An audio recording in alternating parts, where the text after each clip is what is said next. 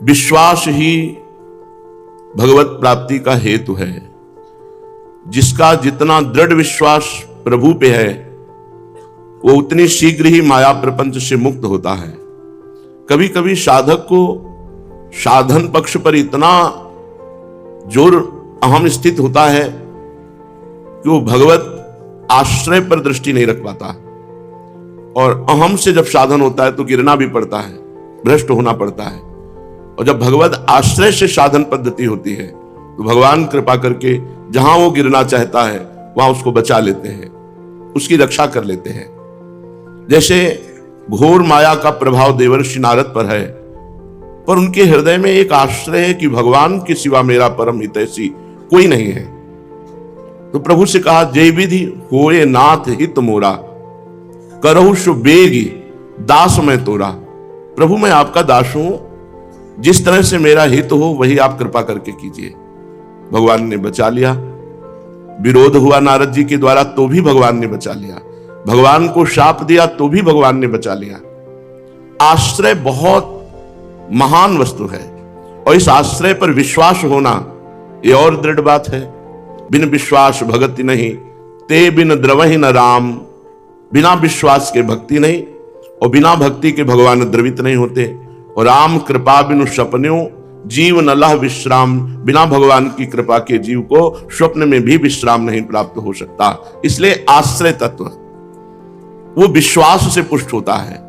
हमें दृढ़ विश्वास होना चाहिए कि हम जिन वृंदावन प्रिया प्रीतम के आश्रित है, इनकी कृपा से सब ठीक हो जाएगा, इनकी कृपा से निश्चित भगवत प्राप्ति हो जाएगी, इनकी कृपा से निश्चित भगवत प्रेम प्राप्त हो जाएगा। पर जीव की बड़ी दुर्दशा है, वो भगवत आश्रय पर विश्वास नहीं कर पाता। वो अपनी क्रियाओं पर, अपने साधन पर जो अहम पुष्ट करने वाले हैं उन पर तो विश्वास कर सकता है, पर प्रभु के आश्रय पर विश्वास नहीं। और आश्रय, भरोसा, दृढ़ शरणागति, पूर्ण समर्पण, आत्मसमर्पण, पूर्ण प्रपत्ति, ये सब एक ही शब्द के पर्यायवाची हैं। जब तक ये नहीं होता आश्रय दृढ़, तब तक भटकना पड़ता है। कभी मन कहता है कि चलो भ्रमण करते हैं, अरे मांग के खाते हैं, एकांतवास करते हैं। कभी मन वहां जब हाथ नहीं लगता फिर आता है कि चलो नहीं, गुरुजनों की शरण में रहते हैं, उनकी आज्ञा में रहते हैं। इसकी बड़ी दुर्दशा है। विश्वास और आश्रय दृढ़ न होने के कारण जन्म जन्मांतर भटकना पड़ता है। विश्वास और आश्रय दृढ़ हो जाए तो पैर फैला के सो, भगवत प्राप्ति निश्चित है। विश्वास और आश्रय, ये विश्वास और आश्रय बहुत बड़ी उपलब्धि है। जिसका आश्रय दृढ़ हो गया, विश्वास पुष्ट हो गया, वो बहुत ऊंची स्थिति का महात्मा है। इसी को दृढ़ करना है, आश्रय और विश्वास। कैसा भी झंझावात माया का आवे, बड़ा विचित्र विचित्र माया का झंझावात है। ऐसा तूफान आता है कि वो इष्ट गुरु से अलग कर दे, माया में आसक्त कर दे। कैसा भी झंझावात आवे, हमारा आश्रय तत्व और विश्वास न टूटने पावे। मन का विश्वास टूट गया फिर क्या रह गया आपके पास?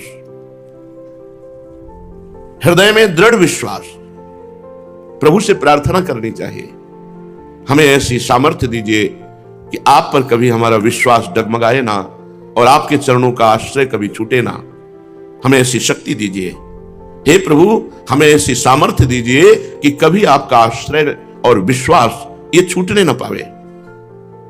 श्रीपाद प्रबोधानंद जी महाराज कह रहे हैं, इहैव विद्या द्रविणादि सर्वमपूर्वमेवास्ति करस्थमेव, तथापि मंदा न भजन्ति वृंदाटवी महो देव मुनीन्द्र वंद्याम।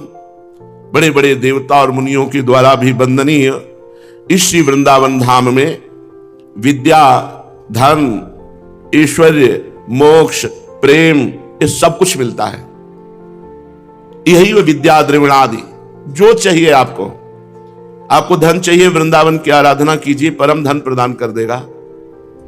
विद्या चाहिए, बिना पढ़े लिखे ऐसा विद्वान बना देगा कि बड़े बड़े विद्वान बैठकर आपकी बात सुनेंगे।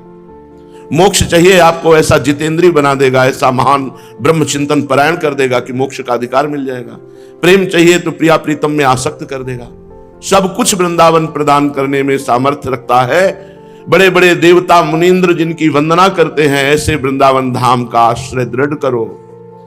कैसी भी परिस्थिति हो, धाम का आश्रय, धाम का वास अगर मिल गया तो इसे कभी मत छोड़ना। श्रीपाद कह रहे जो चाहिए वो करगत है, अर्थात तुम्हें निश्चित प्राप्त होगा। तुम केवल वृंदावन का आश्रय, वृंदावन का वास मिल गया है। तो श्री हित ध्रुवदास जी महाराज कहते हैं कैसी भी परिस्थिति हो सकता है भगवान की लीला ऐसी हो कि तुम्हें भोजन न मिले, वास की बड़ी समस्या हो। बड़ी समस्या है दिव्य वृंदावन वास करना। बड़े कृपा पात्र हैं जो समस्याओं से लड़ते हुए वृंदावन वास कर रहे। अपने को रोना पड़ा है क्योंकि ना कोई एक मित्र और ना कोई एक रुपया और ना किसी से परिचय संपूर्ण वृंदावन में, और जहां वास मिला वहां इतनी भजन विरोधी वृत्तियां थी कि मन राजी ही नहीं हुआ कि यहां रह जाए। अब फिर मन ने उच्चाटन भरा कि चलो काशी के घाटों में। तो जो मदन मोहन जी का मंदिर है इसमें खूब आके रोए एकांत में। दोपहर का समय कोई था नहीं, प्रभु से विनय किया कि नाथ मुझे अधम को वृंदावन में कहीं अगर वास मिल जाए, हमें काशी ना जाना पड़े, तो प्रभु आपकी विशेष कृपा होगी। आप जानते हैं आपके सिवा हमारा यहां कोई नहीं है। बहुत रुदन किया, रोना पड़ता है। असमर्थ का बल रोना होता है। समर्थ है तो जमीन खरीद लिए, बनवा लिए, रह रहे। अपने असमर्थ तो अपनी श्री जी की व्यवस्था हुई। ये श्री जी ने व्यवस्था की, अपनी व्यवस्था नहीं। हमारा कोई परिचय का आज भी नहीं है, आज भी कोई परिचय का नहीं है कि हमारे पास उनका फोन नंबर है, उनको बुलाएं, वो हमारी आज्ञा का पालन करेंगे। एक भी नहीं। कोई हो तो सभा में बता देना कि हमारा आपका पर्सनल संबंध है और आप हमसे पर्सनल आदेश करते हैं। नहीं, श्री जी आदेश करेंगी तो आपको बता सकते हैं जब आप श्री जी के शरणागत हो। हमारी तरफ से कोई मांग, हमारी तरफ से कोई अपनापन, हमारी तरफ से किसी का फोन नंबर किसी का नहीं। श्री जी के सिवा हमारा कोई नहीं। व्यवहार में कुछ भी हो, आज जो भी वो हमारी श्री जी की व्यवस्था है। तो श्री ध्रुवदास जी कह रहे यदि वृंदावन वास मिला है, ये जो लिखा है इसका अनुभव किया है। माधुकरी व्रती थी, बाहर से ताला लगवा देते कुटिया में, छोटी कुटिया थी, जल और लघुशंका का पात्र, ये सब व्यवस्था करके रात्रि में शौच के लिए निकलना। 3-3, 4-4 दिन ताला लगा हुआ, किसी से कोई मतलब नहीं, न मांगने जाना न खाने जाना। रात्रि में इतनी मिश्री का भोग लगा के श्री जी को शयन करा देना, वही मिश्री खा के चल। दूजे तीजे जो जुरे शाक पत्र कछुआई, ताही सो संतोष करी रहे अधिक सुख पाई। 2 दिन में 3 दिन में यदि कुछ जुड़ जाए, साग पत्ता फल जो भी पेट में डाल ले, 2-3 दिन में एक बार करे।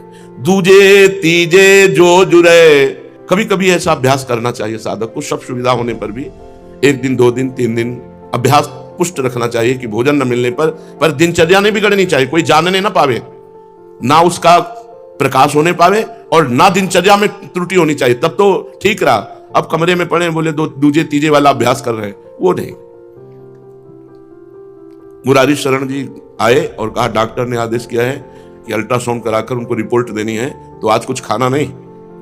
10-11 बजे पहुंचे थे, तुरंत गा के गाड़ी बोले चलना है, आप कुछ खाना नहीं। उनको कुछ खाने की जरूरत है, 3 दिन हो गए कुछ खाया नहीं, चाहे जब अल्ट्रासाउंड करा दो। वहां गए तो डॉक्टर ने कहा केवल पानी से रहते हो क्या, कुछ है नहीं पेट में। अभ्यास, और कभी उदास नहीं, कभी किसी को समझने नहीं दिया, चाहे जितनी पीड़ा हो, चाहे जितना कष्ट हो, अपनी दिनचर्या पे ये गुरु कृपा रही है। और ये साधक का एक दृढ़ नियम होना चाहिए, अगर हम घसीट सकते हैं तो घसीटते हुए दिनचर्या करेंगे।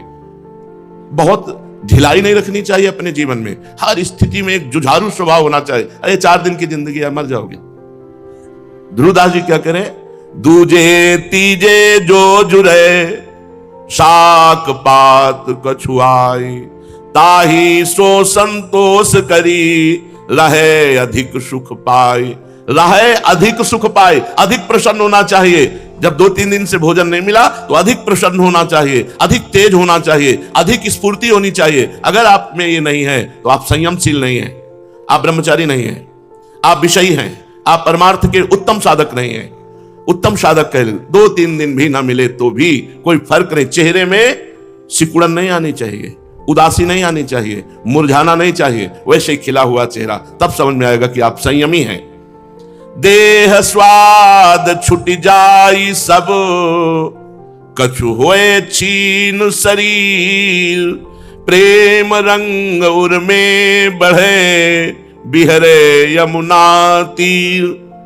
जबान का स्वाद मिटा दिया वही साधु, नहीं तो स्वादु। साधु और स्वादु में यही अंतर है।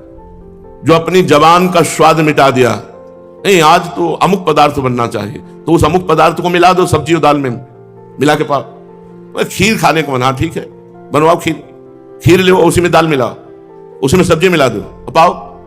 स्वाद चाहिए। राधा राधा स्वाद ले तो प्रिया प्रीतम, अपने तो प्रसाद पाते हैं, प्रसाद पाते हैं। बस यही माया है। जनेन्द्री रसेंद्री, ये दो इंद्रियां ऐसी हैं जो फंसा देती बड़े बड़े को। इनको कब्जे में कर लेना चाहिए। मांग नहीं होनी चाहिए।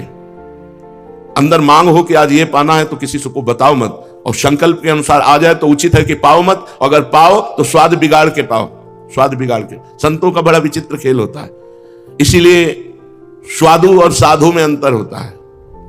एक बार उड़िया बाबा जी महाराज परीक्षा के लिए बहुत से साधक रहते थे, बोले आज हम परोसाएंगे पंगत। कच्ची और मोटी एक पूड़ी की ऐसे घाम निकाली, और एक पतली और छोटी छोटी फूली हुई पकी हुई और परसवाई।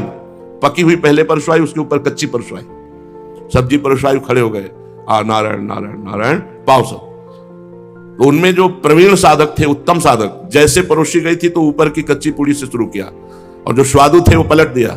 नीचे वाली बाबा खड़े थे, उनको समझ में नहीं था कि बाबा परीक्षा ले रहे। बोले खड़े हो, क्यों किया ऐसा? जितने थे खड़े करो। ऐसा क्यों किया? क्योंकि वो पकी है, वो स्वादिष्ट है। चल घर जाओ, स्वाद घर में पूर्ण करो। बाबा जी बने स्वाद के लिए नहीं, पेट भरना था तो जैसे परोसा था वैसे पाते, ऐसे कैसे पा लिया? वो गलती नहीं, चलो हटो। परमार्थ और वैराग्य स्वाद नष्ट करने के लिए है। स्वाद की पूर्ति अगर की तो भगवान नाम का स्वाद नहीं आएगा। जिसका भोजन स्वादिष्ट उसका भजन अस्वादिष्ट। भजन में स्वाद नहीं आएगा। अगर भोजन सरस तो भजन नीरस, ये पक्का समझ लो। भगवान से मनाओ कि हमें सामर्थ्य दे कि जनेन्द्री रसेंद्री के स्वाद की तरफ हमारी वृत्ति न जाए। हे नाथ आप ही संभाल। बिल्कुल भगवान ही संभालेंगे, यह पक्की बात कह रहे हैं। अपने लोगों की बस की बात नहीं। अपने उनसे प्रार्थना करें कि हमें ऐसी सामर्थ्य दे कि हमारा स्वाद भाव छूट जाए, भोजन में संभोग की आकांक्षा खत्म हो जाए। देह स्वाद में सारे सुख है। देह स्वाद छुट जाए सब, कछ होई छीन शरीर। थोड़ा चर्बी घटनी चाहिए। शरीर को उतना ही भोजन दो जितना काम चलाओ। मेहनत खूब, अधिक भोजन वाला मेहनत नहीं कर सकता, ध्यान रखना। थोड़ा सा काम पड़े, ऐसे लंबी सांस चलने लगी, फूलने लगे, इतना भारी पेट हो गया, चर्बी। अरे काहे को बोझा बढ़ा रहे हो? लकड़ियों का ढेर ज्यादा लगेगा जलाने में। मरना ही है, मरने है। इसके लिए बोले सुबह सुबह बाबा जी मरने की बात जरूर करता है। सुबह सुबह मरने की बात, इसीलिए सुबह सुबह कहते पूरा दिन तुम्हारा बढ़िया जाए। मरने की बात करने से बढ़िया जाएगा। हाँ, होश में रहोगे कि मरना है तो भगवान का नाम जप करना है, पाप नहीं करना है, दूसरे को सुख देना है, भगवान की प्रसन्नता वाले कार्य करने, क्योंकि मरना है भाई। शरीर छूटना है, आज नहीं तो कल छूटेगा। जब शरीर का सुख छूटता है तब भगवत सुख जागृत होता है। आत्मानंद किसी साधन से नहीं प्रकट होता। असाधनों का त्याग करो, स्वयं स्फुरित हो जाता है। ये हम अनुभव की बात कहते हैं, पढ़ी लिखी बात नहीं कहते। जो आत्मानंद है ये किसी साधन पक्ष से नहीं जागृत होता। साधन पक्ष असाधनों को मिटाने के लिए, आत्मानंद स्वतः स्फुरित हो रहा है। ये स्वतः स्वरूप है हमारा, ये कोई साधन से स्फुरित होने वाली चीज नहीं। ये स्वतः स्वरूप है हमारा। हमारा स्वरूप है आत्मानंद, भगवदानंद। देह स्वाद छुट जाए, सारी की सारी बातें देह स्वाद में फंसी हुई है। बस जैसा मन कहे वैसा चलना, जैसा इंद्रियां कहे वैसा चलना। बस कभी परमार्थ की गंध भी नहीं मिल पाती साधक को। कैसा परमात्मा आनंद होता है अनुभव ही नहीं कर पाता। एक बार अनुभव कर लो, फिर आप देख लो, दिन रात आप बेचैन रहेंगे, उसी आनंद बढ़ता जाएगा। और आनंद की ऐसी अनुभूति, उसमें बेचैनी बढ़ती जाती है। इसी महासुख को मीरा जी दुख कह रहे हैं। जो मैं ऐसा जानती प्रीति की ये दुख होए, नगर ढिंढोरा पीटती अजी प्रीति न करियो कोय। क्योंकि ये आनंद ऐसी विकलता और जैसे हमारे प्रियाजू का रूप अबहीं और ऐसे ही आनंद अबहीं और प्रतिक्षण वर्धमानम। सच्ची कहते हैं। ये देह सुख भगवान कृपा करे, बुद्धि शुद्ध हो, देह सुख से उमंग भजन की। समुत्कंठा नाम गाने सदा रुचि, ये प्रेमी का लक्षण है। उत्कंठा के साथ, उत्साह के साथ नाम और भगवान की लीला गुण गायन। आज भगवान के इस चरित्र का गान करेंगे, आज पूरी चतुरासी जी का पाठ करेंगे, आज उत्साह, आज गोपाल शास्त्र नाम का पाठ करेंगे, आज पूरे दिन भोजन न करके खूब भजन करेंगे। ये समुत्कंठा नाम गाने सदा रुचि। तब कह रहे हैं प्रेम रंग उर्मे बढ़े बिहरे यमुना तीर। भाव देश में यमुना रस रानी के समीपस्थ कुंज निकुंजों में हमारे प्राण आराध्य श्री श्यामा श्याम विहरण कर रहे हैं। उपासक भाव देश में उनकी समीपता का अनुभव करते हुए रुदन कर रहा है। छिन छिन रुदन करंत छिन गावत आनंद भरी छिन छिन हर हसंत, यह जो कृपा हरिवंश की। जुगल रूप की झलक उर नैन निराहे झलकाई, ऐसे सुख के रंग में राखे मन ही रंगाई। युगल सरकार नेत्रों में झलक रहे और उसी सुख में निमग्न साधक निष्देव से जानत ना ही सजनी, एक रस भी नहीं रहे गोप गोपिन आदि दुर्लभ ते सुख दिन प्रति लहे। ये वो सुख है, कब दिन गया कब शाम आई कब रात्रि गई इसका कोई पता नहीं। प्रिया प्रीतम बस उन्हीं में मगन है। ऐसे सुख के रंग में राखे मन ही रंगाई। वृंदावन की कृपा से प्रिया प्रीतम नेत्रों में झलकने लगे और उन्हीं के प्रेम रंग में रंगा हुआ उपासक न तिथि न वार न नक्षत्र न ग्रह कुछ सुधी नहीं, बस उसी में आवे छवि की झलक उर तो झलके नैननवारी। यहां कैसे रुदन होता है, सामने श्यामा श्याम होते हैं, उनकी रूप माधुरी का पान करते हुए आनंद की उमगन में आंसू बहते हैं। आवे छवि की झलक उर झलके नैननवारी, चिंतत श्यामल गौर तनु सकहि न तनहि संभारे। मन भी उन्माद को और तन भी बेसुध, प्रिया प्रीतम के गौर श्यामल शरीर का चिंतन करते ही नेत्रों से अश्रु प्रवाह और आनंद की उमगन में मन डूबा हुआ है और शरीर की सुध नहीं रह गई। यही तो है पांचों भूले देह सुध। प्रिया प्रीतम के चिंतन में देह सुध का विस्मरण हो गया, आवागमन से तो मुक्त ही हो गया, परम सुख में निमग्न हो गया। वृंदावन वास के लिए कह रहे हैं, कैसे वास करें? बोले जीरन पट अति दीन लट हिये सरस अनुराग, विवश सघन वन में फिरे गावत जुगल सुहाग। जीरन पट,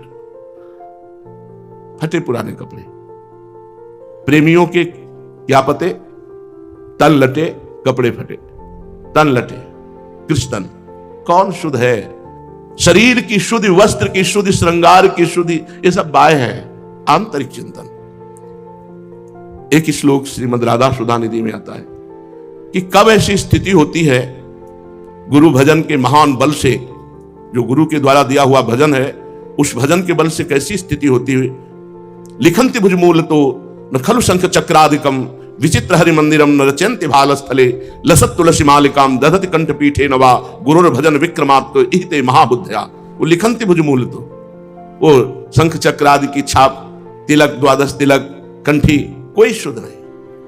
रात दिन गुरु के द्वारा दिए हुए आंतरिक भजन में इतना निमग्न है कि न मस्तक में तिलक है, न गले में कंठी है, न कोई छाप है, कोई वैष्णव चिन्ह नहीं धारण किए हुए है। ये बनावटी नहीं, स्थिति है। गुरुर भजन विक्रमात् इते महाबुद्धया। जब तक स्थिति ना आवे तब तक त्याग नहीं करना चाहिए। स्वयं आचार्य लगाए हुए हैं, इष्ट लगाते हैं तिलक, गुरुदेव लगाते हैं, तो अपने को भी लगाना है। लेकिन एक भजन की वो स्थिति आती है, अवधूत स्थिति, जहां न कंठी है, न तिलक है, न माला है, न कोई चिन्ह है। ये स्थिति देहातीत स्थिति।